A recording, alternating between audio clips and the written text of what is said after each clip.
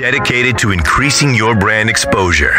Monique Lewis Management enhances and increases visibility and exposure for socially responsible brands via press mentions, social media marketing, celebrity collaborations, partnerships, and strategic campaigns. Monique Lewis Management's publicity and marketing campaigns have raised over $10 million in investments, sponsorships, and grant funding for clients. For more information, contact Monique Lewis Management at globalprsolutions.net or call 646-470-4806 and increase your brand today. Welcome to this episode of the Outfront Podcast with host Vince Noble, the podcast that gives emerging leaders and career transitioning individuals the information and inspiration to thrive and become their best. For sponsorship and advertisement opportunities, please contact info@nobleresolutions.com. And now, your host, Vince Noble. I want to acknowledge each and every one of you who is stepping into your authentic power today. Hello, everyone, and welcome to the Outfront Podcast. I am your host, Vince Noble. I am so excited that you'd be spending some of your time with me today. You know, I never take that for granted. You could be doing a million other things right about now. And so your continued support has truly made this year on the Outfront Podcast a huge success. And we are set to deliver massive value in the coming year. So today, as we near the end of another year, we all have to be thinking, you know, what's next? What is next? What's really next? What is next to come? What's next in our career moves, our business, relationships, or whatever, as we all globally continue to navigate the complexities of the current environment. And still, in so many ways, we find ourselves sort of faced with so many unknowns for what looks like an unknown period of time. And whether in your business, your employment, or health related, or relationships, all that in which we do, we are doing life together. And I happen to believe we must do it together. And that is sort of the mantra for the show moving forward in 2022. That's doing life together. I don't care who you are. At some point in your life, you're going to be faced with some adversity. And so most people will naturally, sort of try and run from it. But it is how you deal with it in a way where you use all that is within you to overcome that which you're facing. Many of you have discovered, this past year, the last couple years, how important it is for you to be considering or conscious of the fact who you're hooked up with, who you team up with, who you partner with. And the conversations you have in your environment is so important. People spend a lifetime in the wrong environments. Yeah, they spend a lifetime in the wrong environments where they don't grow. They don't build capacities. They don't expand in their current capacities. And when the crap hit the fan, they don't have a plan. You see, most people will buckle under the slightest adversity. When the stink hits the fan, as I would say, when the stink hit the fan, you need to have a plan. And you're faced with adversity. When you're faced with that adversity and you're stuck, you got to do something to get unstuck. And most often, it's something you haven't done before. So listen, let's dig into the 4 secrets to overcoming adversity in 2022. We have a lot to unpack in this episode, so let's go. Shouts out to Vince Noble. What up? That's the big homie. Help me stack when my pockets was flat. Now I got a grip on me. Information, motivation, inspiration. Make sure that you avoid elimination. Renovation of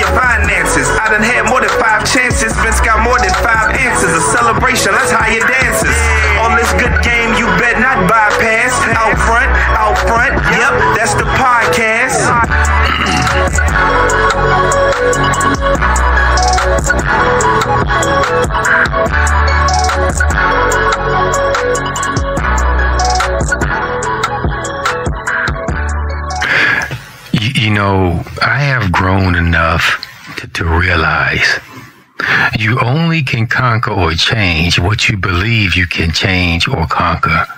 That's the power of what happens in the mind. Simply running from your adversaries and adversity is not necessarily a plan. Most of us have been trained to simply flee. And many of you have been literally on the run your entire lives.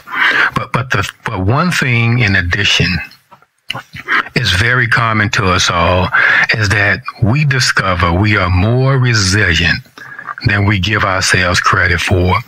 Many of us this season have been in a fight for our lives, but we still here. The fight of your relationships, the fight for your business, the fight for your career, the fight for other family members. This is the case when I love the word but the mercy and grace of God, you're still here. We're still here. And so in this episode, I want to talk about the benefits of adversity. Yeah, I know what you're thinking. Since when do these words coexist? Adversity, I believe, will prove or either disprove what you claim or think you're made of. You see, this journey we call life will expose what you're really made of. Hear me out. When I use the word adversity, I mean it's defined as an overwhelming challenge, a seemingly insurmountable obstacle, a wall so thick that you have no idea how you're going to get through it, over it, under it, or around it. Perhaps maybe I'm the only one ever been there. For most, adversity is not a welcome word, right? And why should it be? After all, we are human, and humans are wired to avoid difficult situations or pain. Yes, we've been wired to avoid difficult situations or pain, and we only love to pursue pleasure. And adversity is directly associated with pain. You see, your mind is set up to receive pleasure all the time. That brain, that part of your brain loves the chemical that is referred to as dopamine. You see, what I discovered is dopamine is a type of neurotransmitter. Your body makes it and your nervous system uses it to send messages between nerve cells. And that's why it's sometimes called a chemical messenger.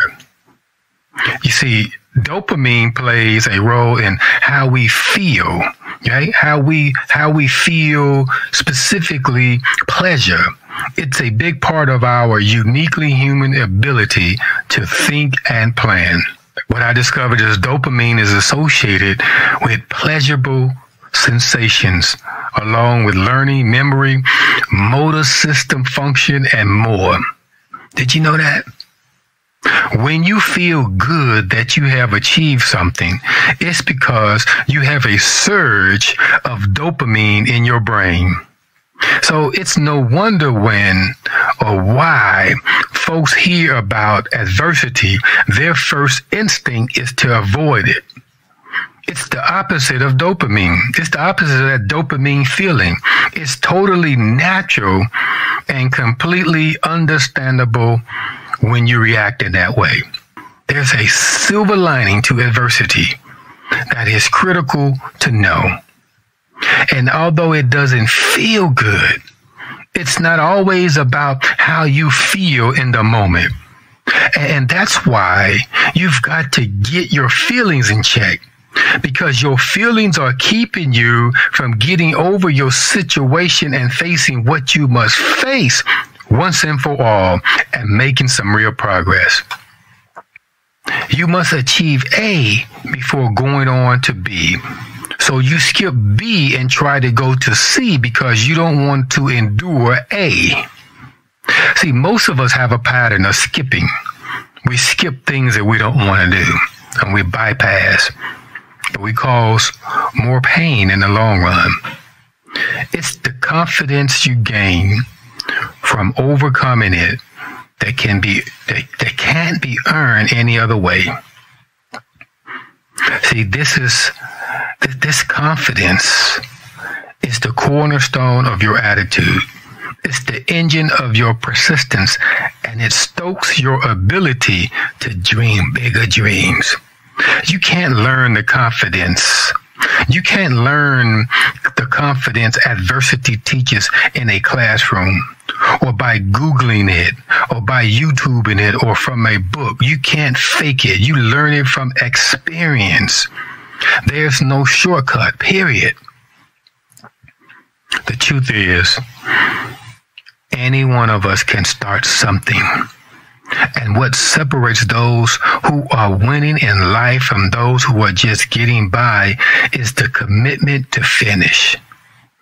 No matter what the difficulty is, no matter what the excuses may be, sometimes excuses may be even valid. You may even have a valid excuse or a valid reason, if I would say. But it's getting beyond that to finish. I must say to you first that it's easy at times to underestimate the level of commitment.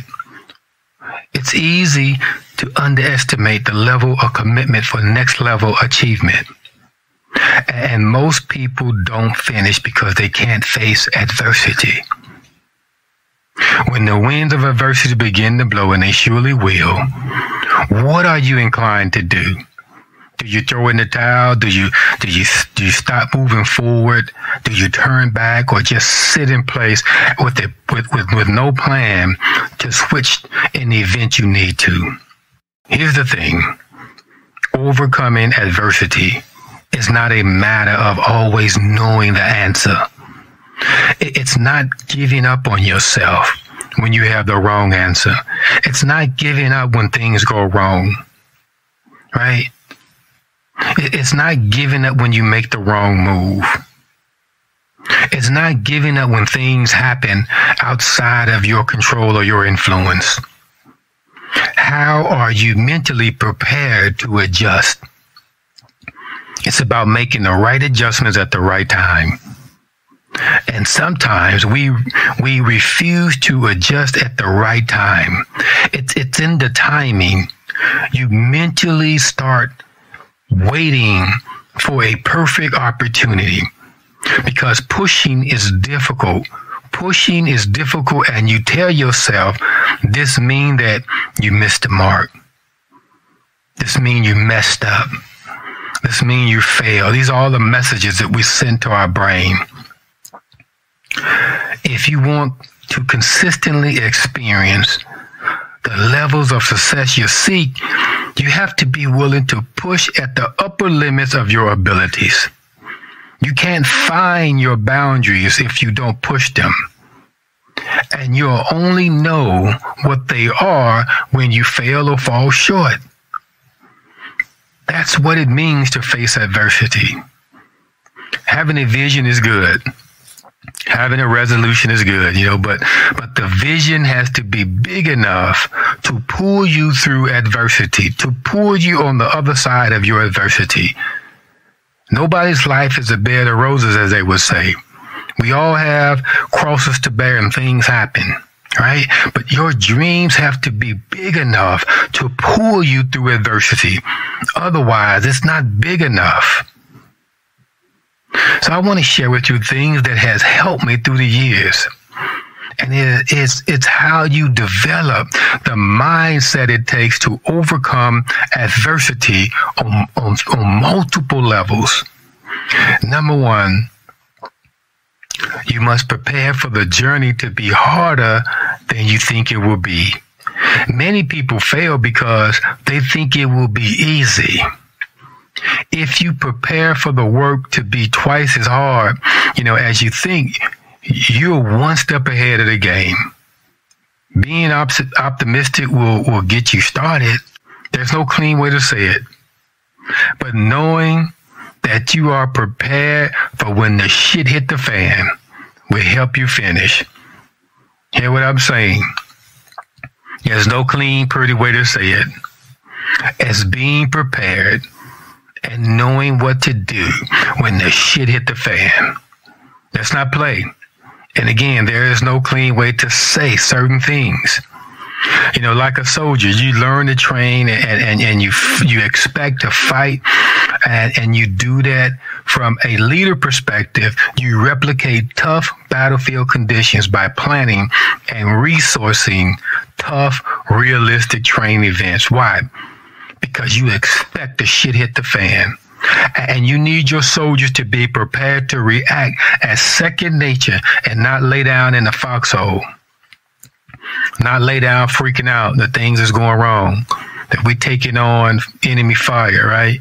They just don't lay down. When the shit hit the fan, what are you prepared to do? Number 2, manage your fear. You know, a lot of people run away from fear. You know, but I want to get you to really sit with it rather than run away from it. Get to know it, embrace it. And when you embrace your fear, you become comfortable with being uncomfortable. Yeah, it's in those uncomfortable moments. Are you able to push through to the other side, or do you fall back, naturally fall back? You see, whenever I was preparing for combat operations, I would probably perhaps go through 1,000,000 times in my mind what's the worst thing could ever happen. You see, fear is good if it reminds you to be careful, but bad if it stops you. If it stops you from taking any action at all. Turn your fear into fuel by knowing that the regret of not taking action will be bigger than the regret of failing. Number 3, change your focus. Whatever you focus on, you will attract it into your life. You can focus on the problem, or you can focus on the solution and see more opportunities that are available. You see, a lot of times you see what's wrong in life, and what's wrong in life is always available. It's always going to be available, but so is right. You can always focus on making connections to help solve your problem. We don't make the connections. You see, connections are so important. And again, as previously stated, who you connect with on this journey is so important. Your mate on this journey is so important. Most of the time, our relationships don't last because we choose while out of alignment. On our journey, we discover we just don't flow well with certain people. You see, it's not always about who's right, wrong, or better. We just don't flow well together.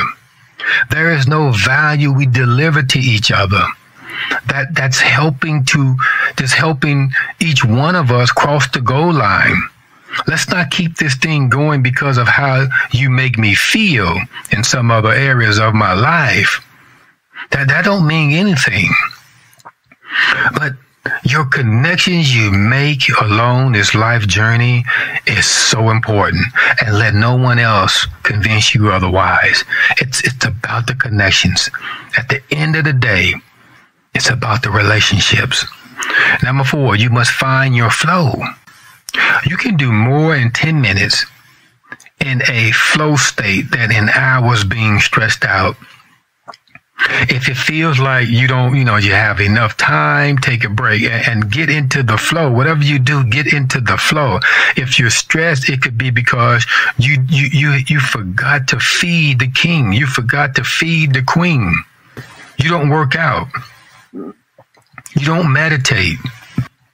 What are you feeding yourself? What are you listening to? What are you watching on a daily? What are you reading? What are your conversations like? What are you partaking in? You see, give yourself time to get into the flow state, and whatever it takes. When you're in the flow, your thought patterns are different than when you're not. And you will be able to see solutions that you couldn't before. You know, one of the first things I do each morning, before I do anything, at 05 in the morning, I spend time in prayer, in meditation, and reflective thinking. And I ask that my strategic thinking and my vision, my long-range strategic vision, may continually be refined in a way to allow me to see how I am to navigate the current environment in which I'm in. That helps me get into my flow. That gives me time to get into my flow. You see, nothing lasts forever. You just have to be strong enough to withstand the storm. Most people quit because they aren't strong enough to withstand the storm. You see, my friend, it's not how you start the race that determines the outcome. It's how you show up when adversity hits, when you get tired along the way, when you get a little winded along the way, that will determine how and when you finish. Yes, the ability to overcome adversity is what separates those who dream about being successful from those who pay the price to be successful. Until next time. We certainly hope that you enjoyed today's episode. So make sure to join our Facebook group, Out Front with Vince Noble. And don't forget to comment, rate, share, and subscribe on the Apple Podcast or wherever you listen to download your podcast. Until next time, remember, you still get to write your own life story.